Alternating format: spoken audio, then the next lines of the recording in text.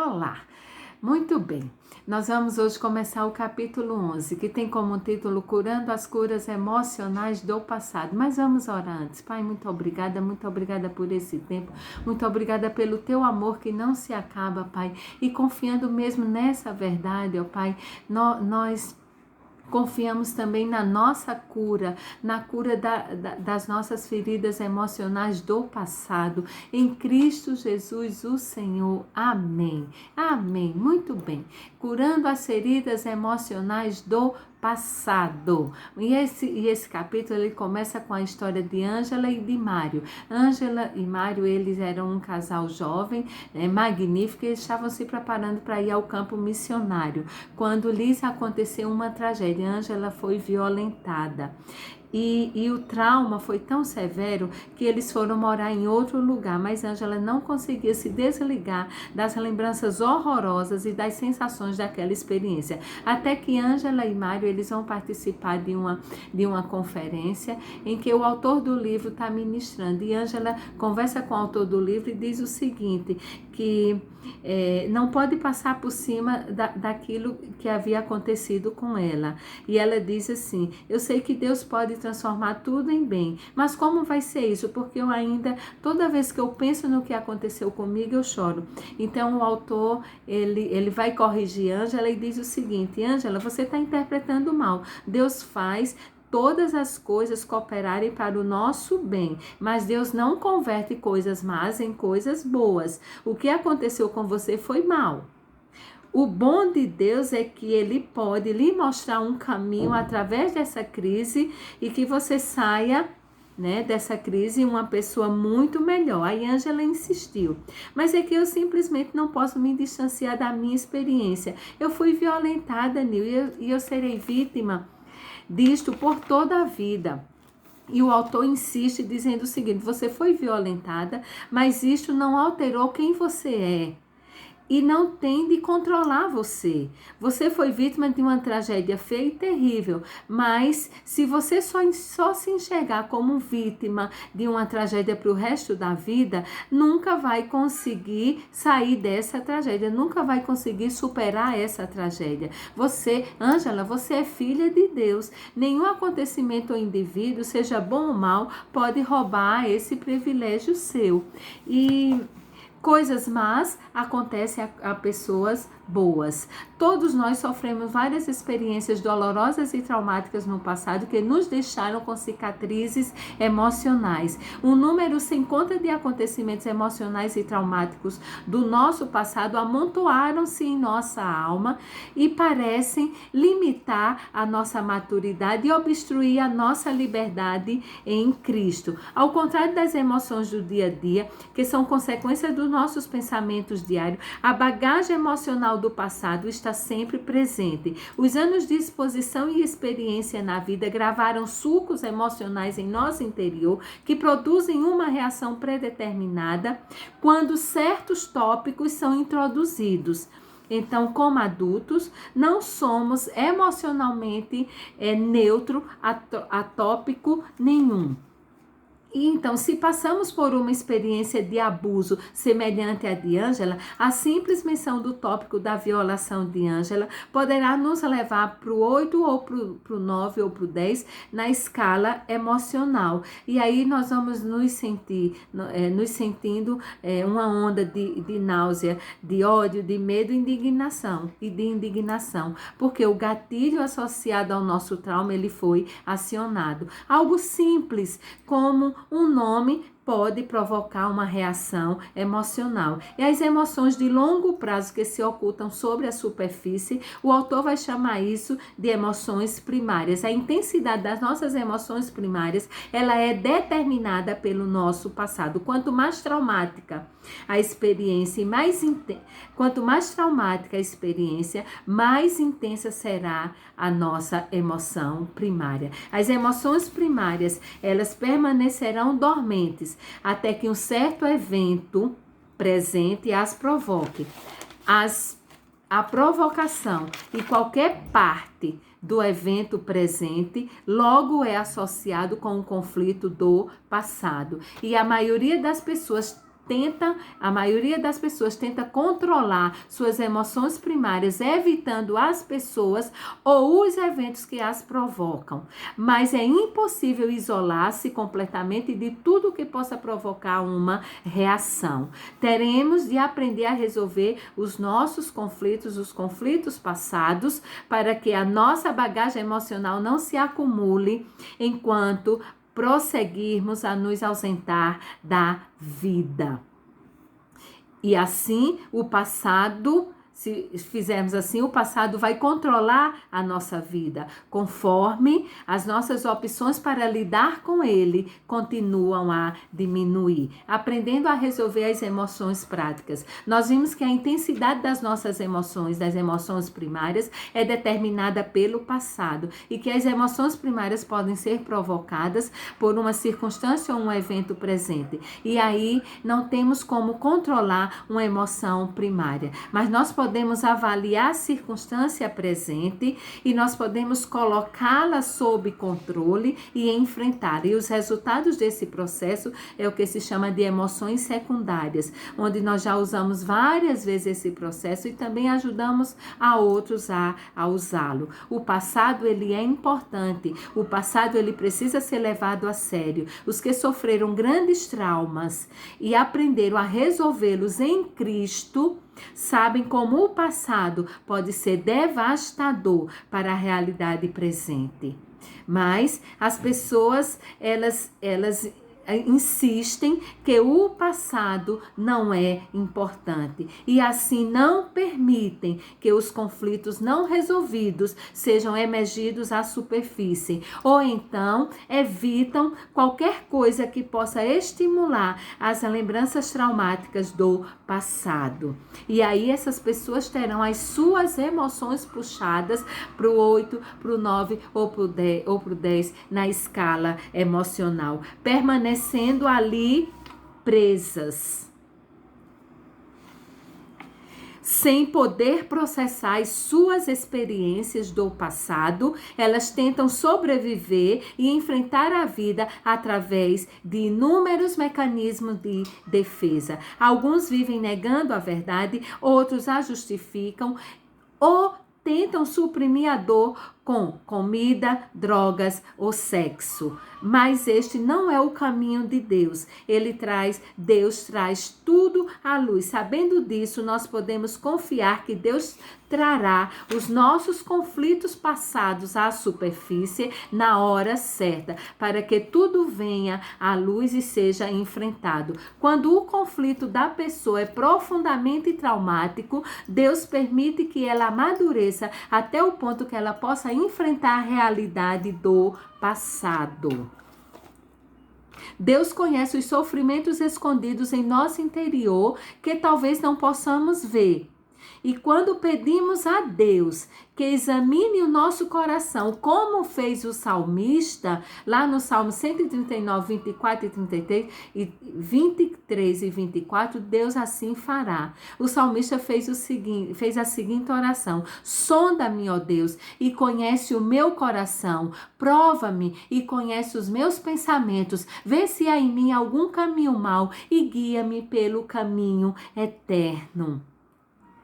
Fazendo essa oração como o salmista fez, Deus trará à luz as áreas obscuras do passado na hora propícia. Buscar os programas, a parte de Deus para a cura dos traumas, ou ir à frente de Deus no processo de cura através de drogas e de hipnose, pode lançar alguns no atoleiro do desespero, de onde não se pode escapar.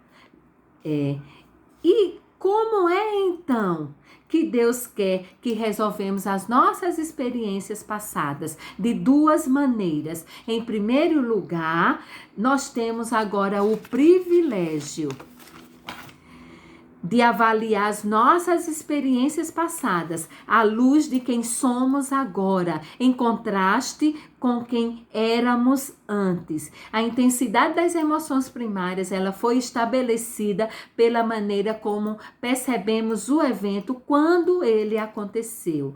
Mas nós não somos produtos de nossas experiências passadas. Nós somos principalmente o produto da obra de Cristo na cruz. Somos uma criatura, somos uma nova criatura em Cristo. As coisas velhas já passaram, inclusive os nossos traumas, os traumas do passado. O velho eu se foi, o novo eu está aqui. Permanece na carne, que representa a maneira em que processávamos estes eventos segundo o mundo e sem Cristo. Mas agora podemos resistir à carne, tornando-a inoperante, porque nós não somos mais nem escravos e nem reféns dela. Aleluias! E quem teve as suas emoções danificadas no passado, quando um acontecimento presente provoca uma emoção primária, essas pessoas, infelizmente,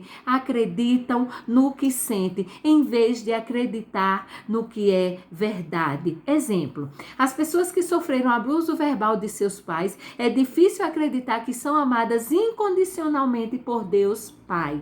Suas emoções primárias insistem que um pai de família não pode amá-las.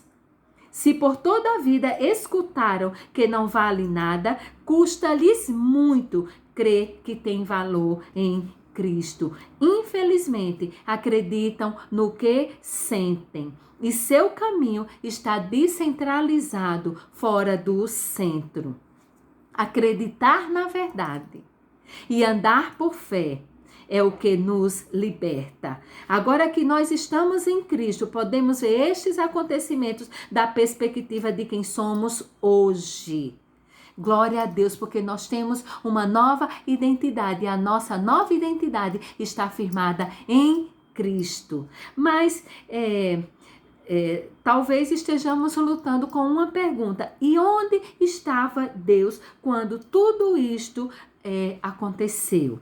A verdade é que Deus está em nossa vida agora, e que Ele deseja nos libertar do nosso passado. Este é o Evangelho das Boas Novas, de que Jesus veio para libertar os cativos. Ao encarar estes acontecimentos da perspectiva da nossa nova identidade em Cristo, começa o processo de cura dessas emoções danificadas. E aí o autor vai contar que uma amiga dele estava lutando com seu passado porque ela havia descoberto que o seu pai era um homossexual secreto. Mas essa moça, ela reconheceu que nada havia mudado quanto a sua verdadeira herança em Cristo. E aí, reconhecendo isto, ela pôde enfrentar os problemas da sua família terrena sem ser devastada emocionalmente por eles, né? Pelos problemas. E ela ficou tão aliviada ao reconhecer o grau de segurança que desfrutava em sua relação com Deus, o seu verdadeiro Pai. As emoções resultantes refletiram a realidade, porque a sua percepção de si mesma correspondeu à realidade. E em segundo lugar, para que a gente possa resolver as nossas experiências do passado, é necessário perdoar aqueles que nos ofenderam. E por que perdoar aqueles que nos ofenderam no passado? Primeiro, Deus requer o perdão. Quando Jesus terminou de dizer o amém em sua oração modelo, que incluía também uma petição para o perdão de Deus, Jesus comentou lá em Mateus 6, 14 e 15, porque se perdoarem aos outros as ofensas deles, também o Pai de vocês que está no céu perdoará vocês. Agora, se porém não perdoarem aos outros as ofensas deles, também o Pai de vocês não perdoará as ofensas de vocês. Nós temos que basear nossa relação com os outros sobre o mesmo critério que Deus utilizou como base da sua relação conosco. E o critério que Deus utilizou para basear sua relação conosco foi amor, aceitação e perdão, conforme a parábola que Jesus contou lá em Mateus 18, 21 a 35.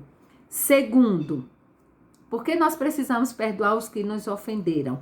Porque perdoar é necessário para evitar ser emboscado por Satanás. A falta de perdão é a avenida principal utilizada por Satanás para entrar na vida dos crentes. E aí Paulo encoraja o perdão mútuo em 2 Coríntios 2:11, quando Paulo diz assim: para que Satanás não leve vantagem sobre nós, porque nós não ignoramos as suas maquinações. Quando não perdoamos, nós estamos convidando a Satanás abertamente para atar nossas vidas.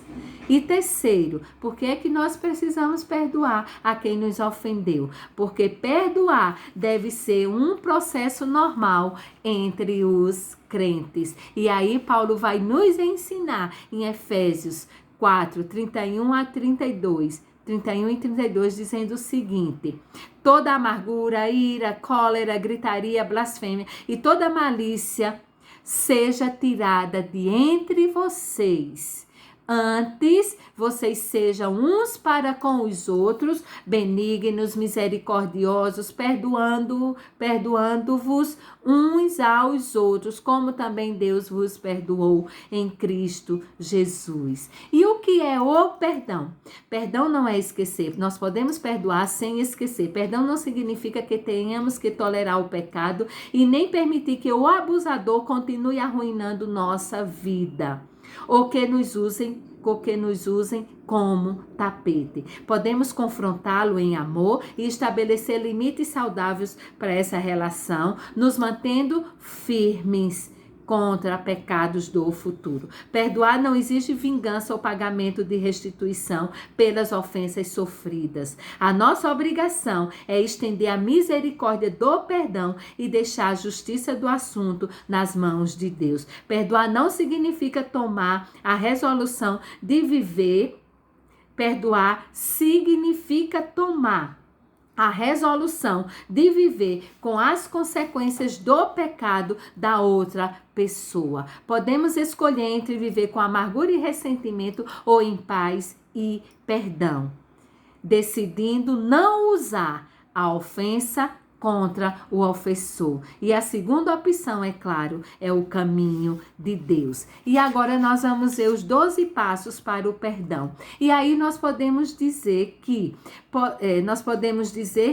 não vamos perdoar a fulano porque nos magoou muito. Sim, a dor é real. Ninguém pode perdoar outra pessoa sem reconhecer a dor e o ódio que existem. Né? Mas até que perdoemos, a situação continuará nos incomodando, porque por não termos nos desligado do passado. E aqui estão os 12 passos simples que podemos utilizar para atravessar o processo de perdoar a quem nos ofendeu no passado. Então, o primeiro passo: escreva o nome das pessoas que nos ofenderam. Escrever o nome das pessoas que nos ofenderam e os maus específicos que sofremos. E não vamos esquecer de incluir nessa lista também nosso pai, nossa mãe, nós mesmos e possivelmente as expectativas e sentimentos relacionados a Deus. 2. Enfrente a dor e o ódio. 3. Reconheça a importância da cruz, porque Jesus tomou sobre si todos os pecados do mundo, inclusive os nossos pecados e os pecados das pessoas que nos ofenderam. 4. Decida levar a carga dos pecados de cada pessoa. 5. Decida perdoar. Perdoar é uma crise de vontade, é uma decisão consciente de deixar outra pessoa livre e livrar-se ao mesmo tempo do passado. 6. Leve a lista a Deus e ore apresentando cada nome dessa lista e cada ofensa que sofreu. 7. Destrua a lista. Agora nós estamos livres. 8. Não espere que a sua decisão de perdoar resultará em grandes mudanças nas outras pessoas. 9. Tente compreender as pessoas que você perdoou. Elas também foram vítimas. 10. Espere resultados positivos do perdão em si mesmo. Com o tempo, você será capaz de pensar naqueles que o ofenderam sem mágoa, ira ou ressentimento.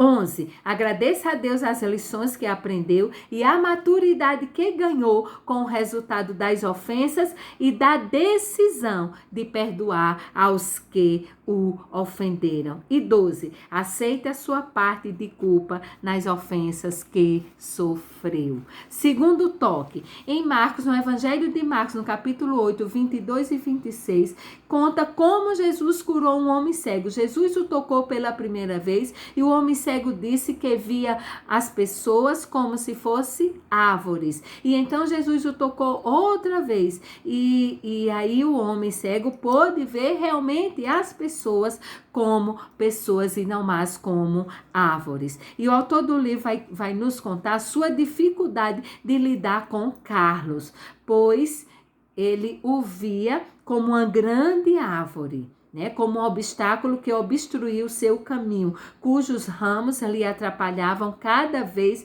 que se encontrava com Carlos. E aí o autor vai dizer a sua experiência de ler, quando leu o texto no Evangelho de Marcos, né, lá no capítulo 8, 22 a 26, ele orou ao Senhor entre lágrimas, que necessitava também ser tocado por Jesus uma segunda vez para poder perdoar Carlos.